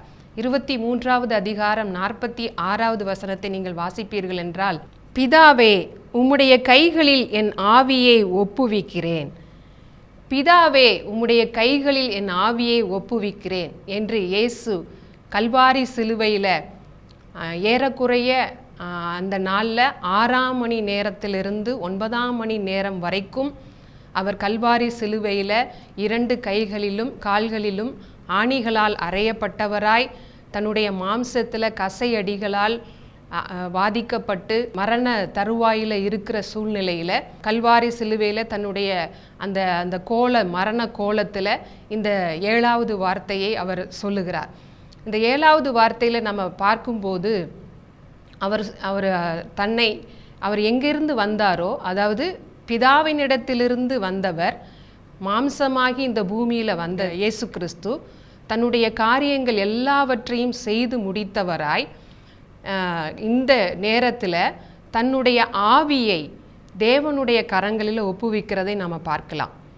தேவனுடைய கரங்களில் தன்னை தாழ்த்தி அவருக்கு கீழ்ப்படிந்தவராய் அவருடைய வார்த்தைகளின் நிமித்தம் அவரோடு கூட நடந்து ஒவ்வொரு நாளும் அவர் சொன்ன தீர்மானங்களை நிறைவேற்றி இயேசு கிறிஸ்துவின் வாழ்க்கையில் தேவன் வைத்த நோக்கத்தை நிறைவேற்றி முடித்தவராக அந்த கடைசி தருவாயில் அவர் இந்த வார்த்தையை குறிப்பிடுகிறார். இந்த பூமியில் நம்ம மனிதர்களாக பிறந்திருக்கிற நாம் ஒரு காரியத்தை செய்யும்போது, இல்லைன்னா ஒரு ப்ராஜெக்டை நம்ம எடுத்து செய்யும்போது என்ன யோசிப்போம்னா, முதல்ல ஆரம்பத்தில் நம்ம ரொம்ப கவனம் செலுத்தி அந்த காரியத்தை நம்ம செய்வோம். ஒரு சில பேர் கடைசி வரைக்கும் அதை கொண்டு அந்த காரியத்தை, அந்த ப்ராஜெக்டை நல்ல நேர்த்தியாக முடிக்கிற சாமர்த்தியம் உள்ளவர்களாக இருப்பார்கள். ஆனால் இந்த வார்த்தையை நம்ம பார்க்கும்போது, இயேசு இந்த பூமியில் வந்ததின் நோக்கமே மனுக்குலம் முழுவதும் அந்த தேவனோடு உள்ள உறவை பெற்றுக்கொள்ள வேண்டும் என்பதற்காக, அந்த நோக்கத்தை, அந்த ப்ராஜெக்டை நிறைவேற்றுவதற்காகவே இந்த பூமிக்கு அனுப்பப்பட்டார். தேவனிடத்திலிருந்து வந்தவர் இப்போது தேவனிடத்திற்கே போகிறார். அதனால் தேவனிடத்திற்கு போகிற அவர், என்னுடைய ஆவியை உங்கள் கைகளில் ஒப்புவிக்கிறேன் அப்படின்னு சொல்லி பிதாவை நோக்கி இந்த காரியத்தை சொல்கிறத நம்ம பார்க்கலாம். இதைத்தான் அப்போஸ்தலனாகிய பவுல் பிலிப்பு திருச்சபைக்கு சொல்லும்போது 2வது அதிகாரம் 6வது வசனம், 7வது வசனம், 8வது வசனத்தில் நம்ம பார்த்தோம் என்றால், அவர் தேவனுடைய ரூபமாயிருந்தும் தேவனுக்கு சமமாயிருப்பதை கொள்ளையாடின பொருளாக எண்ணாமல் தம்மை தாமே வெறுமையாக்கி அடிமையின் ரூபம் எடுத்து மனுஷர் சாயலானார். இந்த 6வது வசனத்திலே 7வது வசனத்திலையும் நம்ம பார்த்தோம்னா, இயேசு ஆதியிலே இருந்தார், வார்த்தையானவர் ஆதியிலே இருந்தார். அந்த ஆதியிலே பிதாவோடு இருந்த அந்த இயேசு கிறிஸ்து மனுஷ சாயலாகி மாம்சமாக இந்த பூமியிலே பிறந்தார். எதற்காக இந்த பூமியிலே பிறந்தார் என்றால், ஏதேன் தோட்டத்தில் தேவன் உண்டாக்கின முதலாவது ஆதாம் அவருடைய கீழ்ப்படியாமையினால மனுக்குலம் முழுவதும், அந்த ஒரு மனுஷனுடைய கீழ்ப்படியாமையினால மனுக்குலம் முழுவதும் ஆக்கினை தீர்ப்புக்கு உட்பட்டிருந்தது போல, பிதாவாகிய தேவன் நம்மீது கொண்ட அன்பினால அவருக்கு சமமாயிருந்த தம்முடைய ஒரே பேரான குமாரனாகிய இயேசு கிறிஸ்துவை கல்வாரி சிலுவையில் நமக்காக ஒப்பு கொடுத்தார். இதிலிருந்து அந்த 7வது வார்த்தையை நம்ம தியானிக்கும் போது, பிதாவினிடத்திலிருந்து வந்தவர் தன்னுடைய ஆவியை பிதாவின் கரங்களிலே ஒப்புவிக்கிறதை நாம் பார்க்கலாம். இதே பகுதியில் 8வது வசனத்தில் நம்ம பார்த்தோம் என்றால், அவர் மனுஷ ரூபமாய் காணப்பட்டு மரண பரியந்தம், அதாவது சிலுவையின் மரண பரியந்தமும் அப்படின்னு நம்ம பார்க்கிறோம்.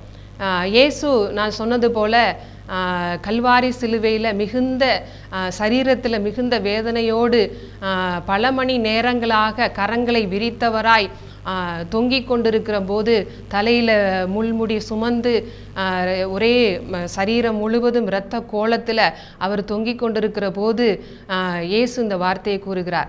அப்படின்னா, அதாவது அவர் அந்த ப்ராஜெக்ட் நிறைவேறி கொண்டு முடிகிற ஸ்டேஜில் இருக்கும்போது அப்போஸ்தலனாகிய பவுல் குறிப்பிடுகிறார், சிலுவையின் மரண பரியந்தமும் அப்படின்னு சொல்லி போட்டிருக்கு. அப்போ சிலுவையில் அவர் மரண தருவாயில் இருக்கும்போது கூட அவர் தேவனுக்கு சமமாயிருப்பதை கொள்ளையாடின பொருளாக எண்ணாமல் அவருடைய எல்லா காரியங்களையும் தேவனுடைய கரங்களில் ஒப்பு கொடுத்து அவர் கீழ்ப்படிதல் உள்ளவராக காணப்படுகிறார். இதைத்தான் நம்ம பார்க்குறோம். மரண பரியந்தமும் கீழ்ப்படிந்தவராகி தம்மை தாமே அவர் தாழ்த்தினார் என்று பார்க்கிறோம். அப்போ இந்த கீழ்ப்படிதல் நான் ஏற்கனவே சொன்னது போல, ஏதேன் தோட்டத்தில் ஒரு மனுஷனுடைய கீழ்ப்படியாமையினாலே மனுக்குலம் முழுவதும் தண்டனைக்கு உட்பட வேண்டிய இடத்துல, அந்த தண்டனையின் இடத்துல இயேசு கிறிஸ்து பலியானதுனால, இயேசு கிறிஸ்து தன்னுடைய ஜீவனை, தன்னுடைய சரீரத்தை, தன்னுடைய எல்லாவற்றையும் அந்த கல்வாரி சிலுவையில் ஒப்பு கொடுத்ததுனால, அவர் கீழ்ப்படிந்து தேவனுடைய வார்த்தைக்கு கீழ்ப்படிந்ததுனால நாம் இன்னைக்கு எல்லாரும் அந்த ஒருவருடைய கீழ்ப்படிதலினாலே நாம் எல்லாரும் நீதிமான்களாக்கப்பட்டிருக்கிறோம். இந்த காரியத்தை அப்போஸ்தலனாகிய பவுல் ரோமருக்கு எழுதின நிருபத்தில் 5வது அதிகாரம் 19வது வசனம் 20வது வசனத்தில் நாம் பார்க்கலாம். அன்றியும் ஒரே மனுஷனுடைய கீழ்ப்படியாமையினாலே அநேகர் பாவிகளாக்கப்பட்டது போல ஒருவருடைய கீழ்ப்படிதலினாலே அநேகர் நீதிமான்களாக்கப்படுவார்கள். ஆண்டவராகிய இயேசு கிறிஸ்துவினுடைய கீழ்ப்படிதலினால நாம் தண்டிக்கப்பட வேண்டிய இடத்துல அவர் தண்டிக்கப்பட்டதுனால, அவர் தன்னை ஒப்பு கொடுத்ததுனால, அவர் தேவனுக்கு கீழ்ப்படிந்ததுனால நம்ம எல்லாரும் அவருடைய நாமத்தினால நாம் இந்த நாளில் நீதிமான்களாக்கப்பட்டிருக்கிறோம். அதனால் தேவ ஜனமே, தேவனுடைய பிள்ளைகளே, இந்த நாளில் ஆண்டவர் நமக்காக தண்டிக்கப்பட்டார், ஆண்டவர் நமக்காக நொறுக்கப்பட்டார், ஆண்டவர் நம்முடைய மீறுதலுக்காக அவர் எல்லா வேதனைகளையும் எல்லா அக்கிரமங்களுக்கும் பதிலாக அவர் தன்னுடைய சரீரத்தில் எல்லாவற்றையும் ஏற்றுக்கொண்டார். இதில் நம்ம பார்க்கும்போது அவர் எதையுமே அவர் தனக்கென்று எடுத்துக்கொள்ளாதபடி எல்லாவற்றையும் தேவனுடைய கரங்களில் ஒப்புவிக்கிறார். இப்போ பார்த்தோம்னா கல்வாரி சிலுவையில் இயேசு இந்த 7வது வார்த்தை மகா சத்தமாய் கூப்பிட்டு தன்னுடைய ஜீவனை விட்டார் அப்படின்னு சொல்லி நம்ம பார்க்குறோம். மகா சத்தமாய்னா ரொம்ப மிகுந்த வேதனையோடு, ப்ளஸ் அவருடைய இந்த பூமிக்கு அனுப்பப்பட்டதின் நோக்கத்தை நிறைவேற்றின சந்தோஷத்தில் மிகவும் சத்தமாய் கூப்பிட்டு தேவனுடைய கரங்களிலே தன்னுடைய ஆவியை ஒப்புவித்து அவர் ஜீவனை விட்டார். இதற்கு முந்தின வசனத்தை பார்ப்போம் என்றால், அந்த ஜீவனை விடுற நேரத்தில் தேவாலயத்தின் திரைச்சீலை மேலிருந்து கீழாக 2ஆக கிழிந்தது என்று நாம் பார்க்கிறோம். இந்த ஒருவருடைய கீழ்ப்படிதலினால நாம் எல்லாரும் நீதிமான்களாக்கப்பட்டது போல நாம் எல்லாரும் தேவனுடைய பரிசுத்த ஸ்தலத்திற்குள் தைரியமாக நுழைவதற்கு அவர் புதிதும் ஜீவனுமான மார்க்கத்தை நமக்கு உண்டாக்கி தந்திருக்கிறார். அதைத்தான் இந்த 7வது வார்த்தையில் அவர் நிறைவேற்றி முடிக்கிறார். அதான் சொன்னேன், சிலுவையின் மரண பரியந்தமும் கீழ்ப்படிந்தவராகி தம்மை தாமே அவர் தாழ்த்தினதினால அவர் தேவனுக்கு சமமாயிருப்பதை அவர் அட்வான்டேஜாக எடுக்காம அவருடைய வார்த்தைக்கு அவர் தேவனோடு நடந்து தேவனுடைய எல்லா காரியங்களையும் இந்த பூமியில் நிறைவேற்றினவராக காணப்பட்டார். இந்த நேரத்தில் சாத்தான் நினச்சிருப்பான், இதோட சாப்டர் க்ளோஸ், தேவன் பிதாவாகிய தேவன் வைத்திருந்த அந்த ப்ராஜெக்ட் எல்லாம் க்ளோஸ் ஆயிட்டு அப்படின்னு சொல்லி த எண்டுன்னு போடுற சூழ்நிலைக்கு வந்தாலும் ஆண்டவர் இயேசு அவருடைய இந்த வார்த்தையினால ஆமென், இது முடிவு இல்லை, இனி ஒரு புதிதும் ஜீவனுமான மார்க்கத்தை நம்ம எல்லாருக்கும், அதாவது மனுக்குலம் முழுமைக்கும் உண்டாக்கி தந்திருக்கிறார் என்பதை அவன் தோற்று போனவன், பாவம், ஐயோ பாவம், ஏற்கனவே தோற்று போனவன் அவனுக்கு தெரியல. இயேசுவினுடைய அந்த கீழ்ப்படிதலினால நாம் எல்லாரும் அந்த புதிதும் ஜீவனுமான மார்க்கத்தின் ஊடாக அந்த தேவனுடைய பரிசுத்த ஸ்தலத்திற்குள்ள அந்த தேவனோடு உள்ள உறவில் தேவ அன்பினால நிறைந்தவர்களாக நாம் வாழ்க்கை வாழ வேண்டும் என்பதை தேவன் நமக்கு செய்து காண்பித்திருக்கிறார்.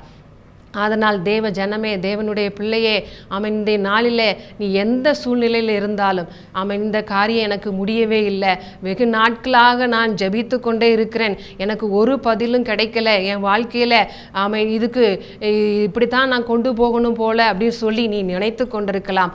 ஆனால் ஆண்டவர் அவருடைய கீழ்ப்படிதலினால எல்லாவற்றையும் கல்வாரி சிலுவையில் செய்து முடித்ததின் மூலம் நம்ம எல்லாருக்கும் அவர் வாழ்வை வைத்திருக்கிறார். நம்ம எல்லாருக்கும் இந்த சூழ்நிலைகளை கடந்து போக அவர் நமக்கு முன்பாக சென்றிருக்கிற பிரதான ஆசாரியராக இருந்திருக்கிறார்.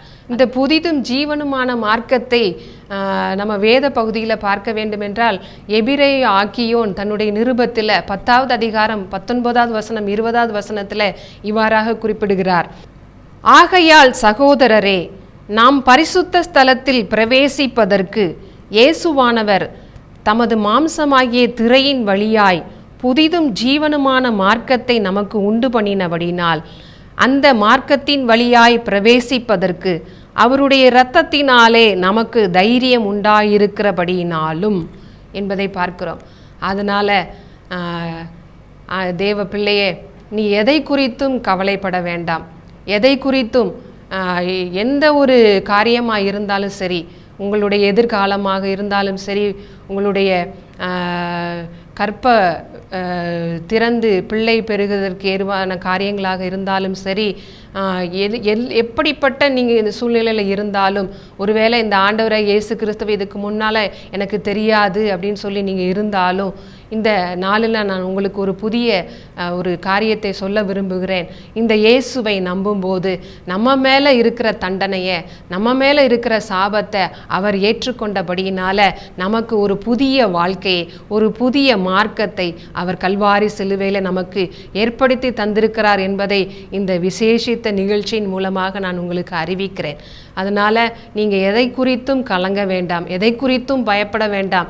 இந்த காரியம் இப்படி இருக்குதே, நான் இதை எப்படி கொண்டு போவேன், இதில் நான் எப்படி முன்னேறுவேன், என் பிஸ்னஸில் நான் என்ன செய்யணும்னு எனக்கு தெரியலையே அப்படின்னு சொல்லி நீங்கள் யோசிப்பீர்கள் என்றால், என்னுடைய குழந்தையின் திருமண காரியமாக, என்னுடைய பிள்ளையின் திருமண காரியமாக யார் எங்களுக்கு ஸ்டெப் எடுப்பா, என்னுடைய வீட்டு வேலைகளெல்லாம் நான் முடித்து நல்ல ஒரு பெரிய ப்ராஜெக்டை முடிக்கணுமே, இல்லைன்னா என்னுடைய தொழில் காரியங்களில், என்னுடைய வேலையின் காரியங்களில் யார் எனக்கு உதவி செய்வா அப்படின்னு சொல்லி நீங்கள் வேதனையோடு கலங்கி கொண்டிருக்கலாம். இந்த நேரத்தில் உங்களுடைய எல்லா காரியங்களையும் இந்த தேவனுடைய கரங்களில் ஒப்புவிக்கும் போது அவர் எல்லாவற்றையும் கல்வாரி சிலுவையில் செய்து முடித்த தேவனாக, நமக்கு வெற்றியை சம்பாதித்து தந்த தேவனாக, நம்மோடு கூட நான் உன் கூட இருக்கிறேன்னு சொல்லுகிற தேவனாக இருக்கிறார். அதனால தேவ பிள்ளையை எதை குறித்தும் கலங்காமல், எதை குறித்தும் பயப்படாமல், எதிர்காலத்தை குறித்து நம்பிக்கை உடையவர்களாக இந்த இயேசுவின் மேல நம்பிக்கை வைத்து, இந்த இயேசுவை என்னுடைய வாழ்க்கையில நான் ஏற்றுக்கொள்கிறேன் என்று சொல்லி அவருக்கு நம்மை ஒப்புவிக்கும் போது அவர் எல்லாவற்றையும் பார்த்து கொள்ள போதுமான தேவனாக இருக்கிறார். அவர் எல்ஷடாய், அவர் போதுமானதற்கும் அதிகமானவர். அவர் நம்முடைய பாத்திரங்களை நிரம்பி வழிய பண்ணுவார். ஆமென். அவருடைய நாமத்தில் எல்லா ஐஸ்வர்யமும் இருக்கிறது. எல்லா காரியங்களையும் அவர் செய்து முடித்த தேவனாக இருக்கிறார். இதை 20வது வசனத்தில் நம்ம பார்க்கும்போது, அந்த மார்க்கத்தின் வழியாய் பிரவேசிப்பதற்கு அவருடைய இரத்தத்தினாலே நமக்கு தைரியம் உண்டாயிருக்கிறது. நம்ம இந்த சூழ்நிலைகளெல்லாம் பார்க்கும்போது, நமக்கு எதிராக இருக்கிற காரியங்களை பார்க்கும்போது உடனே தைரியம் இழந்துருவோம், உடனே பலன் இழந்துருவோம். ஆனால் இந்த இயேசுவை நம்ம உற்று நோக்கும்போது அவர் நமக்கு தைரியம் தருகிற தேவனாக இருக்கிறார். இந்த மார்க்கத்தில் நாம் போகும்போது அவர் நமக்கு தைரியப்படுத்தி, நீ போ, நான் கூட இருக்கிறேன்னு சொல்லுகிற தேவனாக இருக்கிறார். அதனால் தேவ பிள்ளையே, எதை குறித்தும் சோர்ந்து போகாமல், தேவன் நம்மோடு கூட இருக்கிறார், தேவன் என்னோடு கூட இருக்கிறார், நான் எல்லாவற்றையும் கடந்து போவேன் என்கிற ஒரே நோக்கத்தோடு இந்த பூமியில் தேவன் நம்மை எதற்காக அனுப்பினாரோ அந்த நோக்கத்தை நிறைவேற்ற தேவன் நமக்கு உதவி செய்வார் என்பதை ஒரு விசேஷித்த காரியமாக உங்களுக்கு அறிவிக்கிறேன். ஆண்டவருடைய நாமம் மகிமைப்படுவதாக. அதனால் தேவ ஜனமே, எப்படி இந்த இயேசு கிறிஸ்து இந்த பூமியில் வாழ்ந்த நாட்களில் சிலுவையில் மரண பரியந்தமும் தேவனுக்கு கீழ்ப்படிந்து தன்னை ஒப்புவித்தது போல, இன்றும் நாம இயேசுவை அறிந்திருக்கிற நாமும் அவருக்கு கீழ்ப்படிந்து நடக்கிற காரியங்களில் நம்மை வளர்த்து கொள்ளுவோம். ஒவ்வொரு நாளும், ஒவ்வொரு காரியத்திலும், ஒவ்வொரு செயலிலும் நம்ம முற்றிலுமாக அவருக்கு அர்ப்பணித்து நம்ம வாழ்க்கையை நம்ம தொடர்ந்து வெற்றிகளை காண நான் உங்களை உற்சாகப்படுத்துகிறேன். ஒருவேளை நீங்கள் இயேசுவை அறியாதவங்களாக இருந்தீங்கன்னா இந்த நாளிலிருந்து நீங்கள் ஸ்டார்ட் பண்ணுங்கள். இந்த புதிதும் ஜீவனுமான மார்க்கத்துக்குள்ளாக கடந்து வர நான் உங்களை உற்சாகப்படுத்துகிறேன். ஆமென். தேவன் எல்லாவற்றையும் பார்த்து கொள்ளுவார். அவர் சகலத்தையும் அறிந்த தேவன். அவரிடத்துல ஆமென் ஒரு குறைவும் இல்லை. அது நம்ம வேதத்தில் கூட பார்க்குறோம். கர்த்தரை தேடுகிறவர்களுக்கோ ஒரு நன்மையும் குறைவுபடாது. ஒருவேளை உங்கள் வாழ்க்கையில் நன்மையில் குறைவுபட்டு இருப்பீங்கன்னா அந்த நன்மைக்காக இந்த இயேசுவை நோக்கி பாருங்க. இந்த இயேசுவை நோக்கி பார்க்கும்போது அந்த நன்மை அந்த நன்மையை நாம் பெற்றுக்கொள்ளுகிறவர்களாக காணப்படுவோம். அதனால் இந்த நாளில் நீங்கள் ஆண்டவரை ஏற்றுக்கொள்ளும்படியாக இந்த இயேசுவை நீங்கள் நோக்கி பார்க்கும்படியாக நான் உங்களை உற்சாகப்படுத்துகிறேன். இந்த நாளை தேவன் ஆசீர்வதித்து தந்தபடியினால அவருக்கு நாம் நன்றி செலுத்துவோம். தொடர்ந்து அவருடைய கரங்களில் ஒப்பு கொடுத்து நாம் ஜெபித்து இந்த நிகழ்ச்சியை நாம் நிறைவு செய்வோம். ஜெபம். அன்பின் பரலோக பிதாவே, இந்த அருமையான நேரத்துக்காக நாங்கள் உங்களுக்கு நன்றி செலுத்துகிறோம் அப்பா. அப்பா ஸ்தோத்திரம் தகப்பனே, எங்கள் வாழ்க்கையில் காணப்படுகிற எல்லா பிரச்சனைகளிலும், எல்லா குழப்பங்களிலும், எல்லா தேவைகளிலும் ஆண்டவரே நாங்கள் அவைகளை நினைத்து குழம்பாதபடி, அவைகளை நினைத்து யோசித்து கொண்டிருக்காதபடி, அவைகளை நினைத்து நாங்கள் சோர்ந்து போகாதபடி தொடர்ந்து உம்முடைய கரங்களில் எங்களை முழுவதுமாக ஒப்புவிக்க, உங்களுடைய விருப்பத்துக்கு எங்களை முற்றிலுமாக தாழ்த்த எங்களுக்கு உதவி செய்யுங்க. ஒருவேளை இந்த நிகழ்ச்சியை பார்த்து கொண்டிருக்கிற நபர்கள் புதிதாக இருப்பார்கள் என்றால் அவர்களுடைய வாழ்க்கையில் என்ன தேவை என்பதை தேவன் நீர் அறிந்திருக்கிறீர் ஆண்டவரே. அந்த தேவையை நீங்கள் நிறைவேற்றி தரும்படியாக இந்த நேரத்தில் நாங்கள் ஜெபிக்கிறோம் அப்பா. அப்பா ஸ்தோத்திரம். உங்கள் நாமத்தை நோக்கி பார்த்தவர்கள் அவர்கள் பிரகாசம் அடைந்தார்கள் என்று நாங்கள் வேதத்தில் வாசிக்கிறோம். அந்த பிரகாசம், அந்த மகிமையின் பிரகாசம் இந்த பிள்ளைகளுடைய வீட்டிலும், அவர்களுடைய வாழ்க்கையிலும், அவர்களுடைய குடும்பத்திலும் பிரகாசிக்க வேண்டுமாய் நாங்கள் ஜெபிக்கிறோம் ஆண்டவரே. தொடர்ந்து பொறுப்பெடுத்துக் கொள்ளுங்க. தொடர்ந்து ஒவ்வொருவருடைய தேவைகளை நிறைவேற்றுங்க. உங்கள் வழிகளில் நடக்கிறதற்கு ஒவ்வொருவரையும் நீங்கள் பலப்படுத்த வேண்டுமாய் ஜெபிக்கிறோம். இயேசுவின் நாமத்தில் ஜெபிக்கிறோம் எங்கள் ஜீவனுள்ள நல்ல பிதாவே. ஆமென், ஆமென்.